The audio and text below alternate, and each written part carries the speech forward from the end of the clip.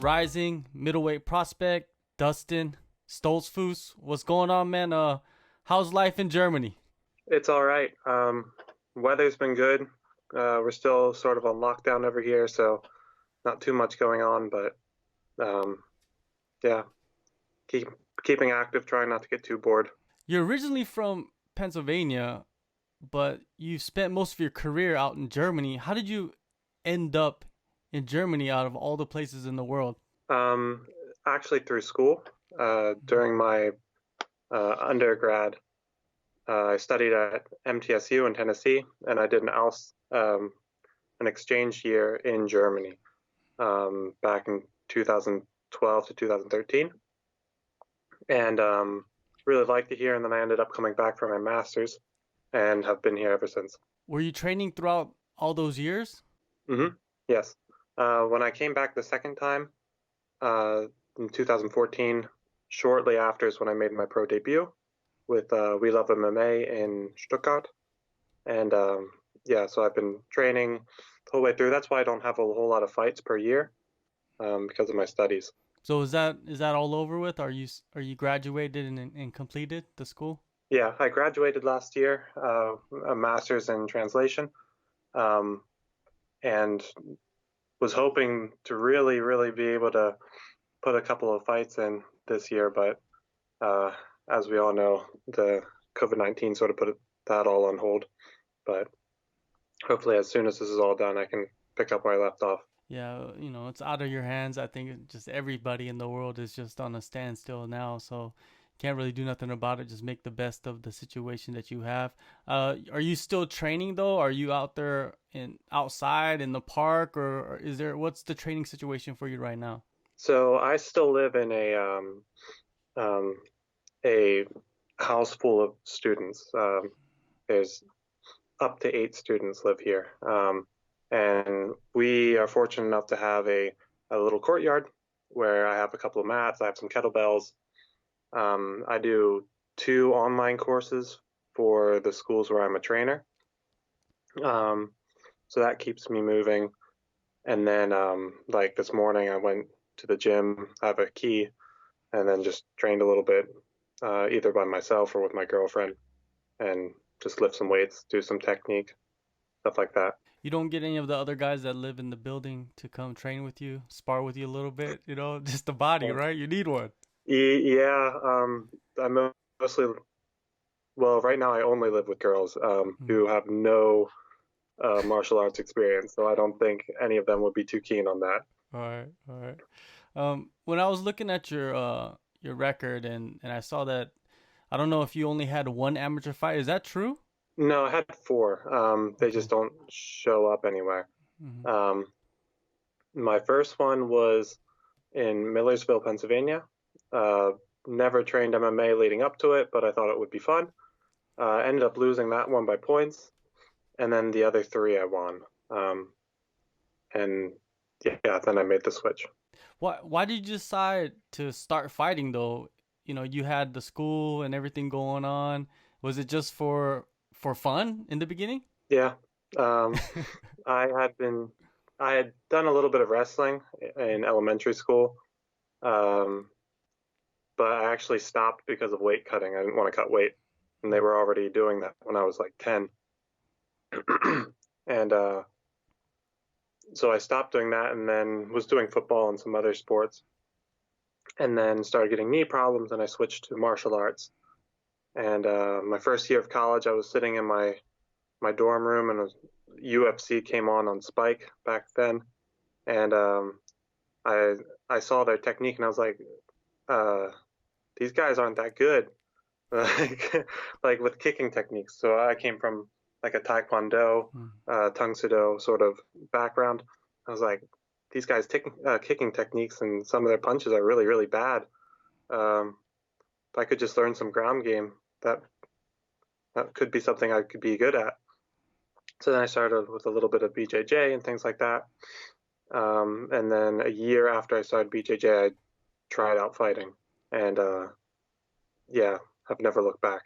If you look at the finishes that you have throughout your career, most of them are submissions. and they're all different submissions too. It's not like most other fighters, they have like one or two submissions that they like to hit in a fight. You're just different everywhere. You're varied in your approach. Did jiu-jitsu come easy for you? I don't want to say easy, but did it come to you naturally? It did. The background that I had in wrestling, even though it was only a couple of years, um, really came out strong in my jujitsu. Um, and I had a knack for it right away and fell in love with it very quickly. But if people watch my grappling matches too, the submissions are all over the place. Um, I'll once in a while for a couple months, I might have a favorite submission, but that changes then really quickly. And so you'll see a span of time where I get a lot of guillotines or I get a lot of arm bars or whatnot. But it's just always changing. I'm a huge fan of learning, so I love to learn all the new techniques, and um, I never really get too bogged down with just focusing on one thing. So I have a very varied approach, and I got my techniques everywhere. So people need to watch out. Yeah, yeah, definitely. Well, your last fight, GMC 23, I believe, you pulled off a twister, and that is Yep. something that, is not very common. I think there was one last year in the UFC. That was only the second one ever in the promotion's history. Was that something Yeah. that you were playing around with recently and that just came to you in that fight? I've been doing twisters a lot in training. I really like it, but I wasn't actually really trying to go for a twister in that fight. I like the control that you have from the twister back mount to strike, actually, because you can really lean back far and get a lot more power in your strikes than with a typical back mount. And because my opponent was a very short, very strong guy, I actually didn't feel like I had a whole lot of control in a normal with my normal hooks. So I decided to focus on one leg, lean back, and strike. And then he turned into me, and I was like, "Oh, you're giving me a twister. Well, I'll take it." Um, so it wasn't actually really the plan, but just worked out that way, which is the way most of my submissions come. I put someone in an uncomfortable position, and then they sort of just fall into a submission. Well, that's the best way. Did you watch the Bryce Mitchell Charles Rosa? He had like five twister attempts. That was pretty crazy. Did you watch that? I think I just missed that fight. We had some technical difficulties, and I think I missed that one. I saw the end of it, but yeah, he got his first twister in the UFC like a week after mine. I was like, nice, twister buddies. He doesn't know me, but yeah, we could be friends. Yeah, definitely. Twister buddies. That's something you could. That's Yeah, something new. That's something you could. That definitely. It's a very exclusive club. You know what I mean? It's not like there's a lot of guys out there that hit that in a fight. yeah, you got like the Korean Zombie and Thug Nasty, and well, I haven't hit it in anything as high as UFC yet, but maybe someday. For sure, for sure. Now, in 2015, that was your only setback as a professional, right? Yeah. And the first loss is the one that you never forget, most likely. What lessons did you learn from that fight that you carried on since then? Yeah, that was I think my fifth fight that I had scheduled in 5 months. Um, so I learned I need to take it a little bit slower, um, and uh, not put my body and my mind under so much strain. I was not the My mental state for that fight was not very good, um, and I just couldn't really get into it. And so after that, couldn't really put on couldn't flip the switch to really go for it. Um, I don't think there's a copy of that fight like anywhere, but I have like a phone recording of it. And at the end of every round, I was able to get a dominant position and actually do something, but it was always like right before the end. So it was like, so it was really frustrating to see myself, or even in the moment, to feel that I could do it, but I just wasn't able to really, yeah, as I said, flip the switch and actually just do it in the fight. And so that really made it clear to me how important the mental side of things is, and I started developing strategies to get myself in that correct mind space to really be able to compete at a consistent and high level. Well, it worked out, man. You 9 in a row after that, and killing the Yeah. game. Since going over to Germany, have you been just working with one particular team, or is it a few locations? I'm a self-proclaimed gym gypsy. Um, I got my home here where I live in Germersheim, Franker's fight team.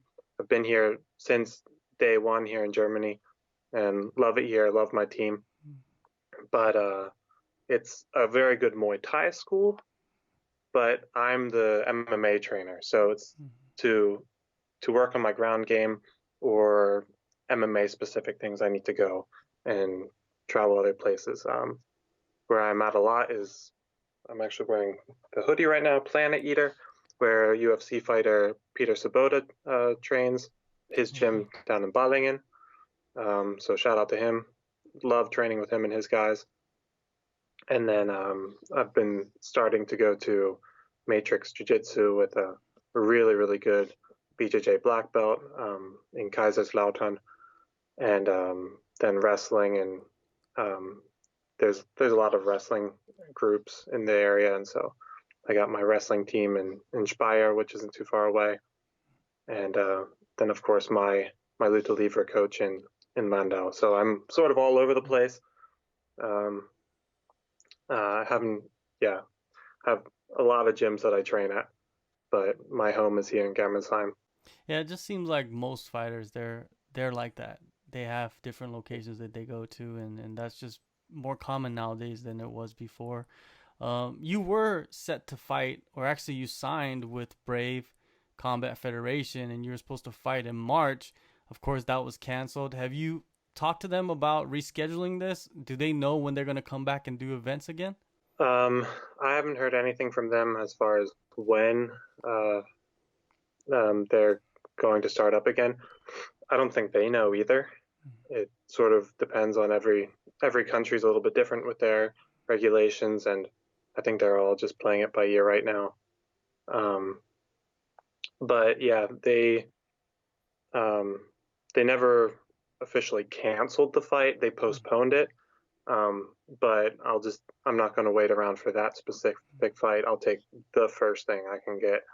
Um, I You don't make a whole lot of money from MMA here in Germany, so I'm still living like a student trying to get by on a couple thousand a year. So having a big fight like that fall through uh, was a bit of a hit. But yeah, so I'm keeping fit, keeping ready, and as soon as anything comes up, I'm ready for it. So You ever thought about going back stateside to see if there's more opportunity over there, or are you set on just being in Europe? um, my home is here in Germany right now. I go back to the States a couple times a year, visit my family, and there I do like to train around. I have a gym back in Lancaster that I like to train at, Grace 717. But and I try, especially now, I try to go up to New York when I can, and hopefully I'll be able to train there a little bit more often when I go back to visit. But I'm much better um, connected here in Germany. I can go pretty much anywhere I want and train with really good guys. And even training at other international high level gyms that you hear about, when I compare that to the training that I get here in Germany, when you're really focused and you pick and choose your training partners from the entire country, it's comparable. I don't really feel like I'm at a disadvantage because of my training situation over here. It just requires a lot of um, yeah motivation to go out and construct your own training plan on your own. There's no one who's going to just be handing you your entire program on a silver platter. You need to go out and do it yourself. You've been touted by multiple publications as a big talent in the middleweight division. Do you have a preference of like where you would like to go? Is there a end game for you, like a promotion? Um, Not so much. There's the really cool thing about MMA anymore is that there's a couple of really good promotions. I know a couple people that have experience in Fight for One, um, mostly kickboxers, but I've heard lots of really good things from them about One FC. UFC is obviously at the top, but Bellator and Ryzen are also good organizations, and Brave is growing quickly too as well. So um, I just want to end up somewhere where I can really test my skills, really grow, really see how good I am and how good I can be, and hopefully make a little bit of money while I'm at it. Definitely, it is. That's the main goal, right? Is you got to make a living. You got to be able to Yeah, survive. You know. yeah. I mean, I do the sport because I love it, Mm. not just because of the money, but you need the money to be able to do it the way I do it. So I can't live like this forever. At some point, I'll need to decide to get a real job or um, really just go all in and actually, yeah, make a little bit more. Well, you do have that degree, right? Just in Yeah, case, which is yeah, very, very helpful. If you decide to just get a job while you're fighting too, right? yeah. And that's the reason why I did that. I took my time in the beginning, so I have something to fall back on. I don't want to be one of those fighters that they're through with their career and then they're looking around and they're like, I only know fighting. I don't know what I should do after this. No, I have my undergrad. I have my graduate degree. Um, I'm good. Um, so I just want to do the sport. It's not necessarily the easiest road, but it's the road I want to take, and that I'm enjoying it. I really, really am. Even with all the setbacks this year and through my career, this is a life I want to live. This is it. Hopefully, everything opens back up. When are they saying? In Germany, they might open it up and let people be free somewhat. They're starting to now. Mm. I don't know what my state's going to be doing in the next uh, couple weeks. I think June is when we're looking at possibly being able to open up the gym again.